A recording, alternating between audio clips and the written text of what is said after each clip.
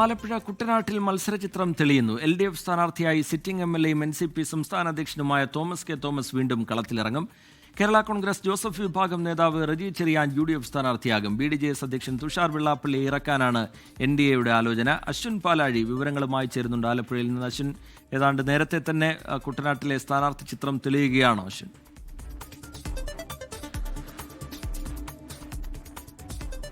രജിത്ത്, ആലപ്പുഴ ജില്ലയിലെ 9 മണ്ഡലങ്ങളിൽ ഏറ്റവും ശ്രദ്ധ കേന്ദ്രീകരിക്കപ്പെടുന്ന മണ്ഡലങ്ങളിൽ ഒന്ന് അത് കുട്ടനാടാണ്. കുട്ടനാടിലാണ് ഇപ്പോൾ ഏകദേശ മത്സരചിത്രം തെളിഞ്ഞിരിക്കുന്നത്. തുടക്കം മുതൽ തന്നെ, മാസങ്ങൾ മുന്നേ തന്നെ ഈ പ്രഖ്യാപിക്കപ്പെടുന്ന സ്ഥാനാർത്ഥികൾ അവരുടെ ജോലികൾ മണ്ഡലത്തിൽ ആരംഭിച്ചു. LDFനെ സംബന്ധിച്ച് NCPക്കാണ് സീറ്റ്, ഘടകകക്ഷിക്കാണ്. ആ ഘടകകക്ഷിയിൽ നിന്ന് സീറ്റ് ഏറ്റെടുക്കാൻ CPMൽ ഒരു വിഭാഗം ആവശ്യം ഉന്നയിച്ചിരുന്നെങ്കിലും അത് നിലവിൽ ഘടകകക്ഷി തന്നെ സീറ്റിൽ മത്സരിക്കേണ്ട നിലപാടാണ്. അതുകൊണ്ട് തന്നെ സിറ്റിംഗ് MLA തോമസ് കെ തോമസ് മത്സരിക്കുമെന്ന കാര്യത്തിൽ ഏറെക്കുറെ ധാരണയായി. UDFിലേക്ക് വന്നാൽ സീറ്റ് കേരള കോൺഗ്രസ് ജോസഫ് വിഭാഗത്തിനാണ്.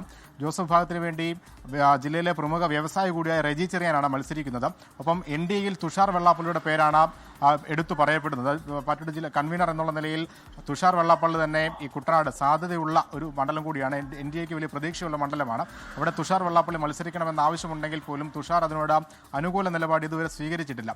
തുഷാർ കൂടി മത്സര രംഗത്തേക്ക് വന്നാൽ ജില്ലയിൽ തന്നെ ഏറ്റവും ശ്രദ്ധേയമായ മത്സരം നടക്കുന്ന ഒരു മണ്ഡലമായി കുട്ടനാട് മാറും എന്നുള്ള കാര്യത്തിൽ സംശയമില്ല. എന്തായാലും ഈ ജനുവരി പകുതിയോടുകൂടി സ്ഥാനാർത്ഥി ചിത്രത്തിൽ വ്യക്തമായ ധാരണയുണ്ടാകും.